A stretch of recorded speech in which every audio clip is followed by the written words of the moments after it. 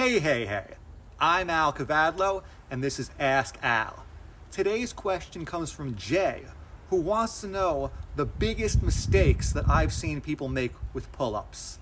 Hey, Jay. Pull-ups are my favorite exercise, but there sure are a lot of ways to screw them up. I've personally trained thousands of people over the years, and these are the 3 most common pull-up mistakes I see, along with some advice on how to fix them.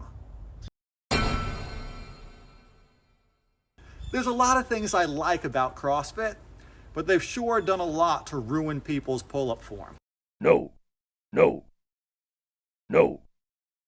If the only way you can do a pull-up is by swinging your body back and forth and kicking your legs to reach the bar, you're not really doing a pull-up, and you're ultimately shortchanging your potential for strength and muscle gains. Now, doing a greater number of reps might feel like a better workout than a smaller number of reps, but fewer reps performed with better form is much better than lots of sloppy ones. 50 is a bigger number than 10, but which would you rather have? $10 or 50 cents? Before you initiate your pull-up, it's best to make sure your shoulder blades are packed in order to get full engagement from your lats and other upper back muscles. Packing your shoulders means that even though your arms are extending overhead, you're still actively pulling your shoulder blades down, away from your ears. Failure to do this can cause you to strain your neck, and it'll make it harder to properly engage your upper back. So before you start your pull-up, make sure your shoulders are in the correct position, which is down and back, away from your head and neck.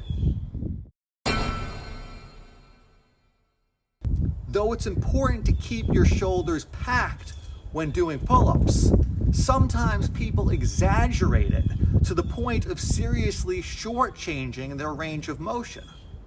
A lot of the time, people who are doing this think they're going all the way to the bottom, and they have no idea it's happening until someone points it out.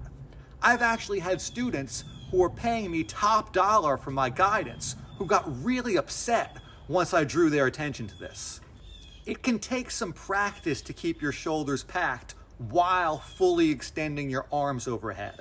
So the fix for this is to make a point to practice doing every rep from a full dead hang, which means you're going to unpack and then repack your shoulders between each rep. You definitely don't need to always do your pull-ups like this forever, but if you think there might be a chance that you're not going all the way down, I encourage you to give it a try. If you want more pull-up tips, I've got a few other videos that you should check out. And if you've got questions for me, just drop them in the comments below, and maybe I'll answer yours next time. Till then, I'm Al Kavadlo, and we're working out.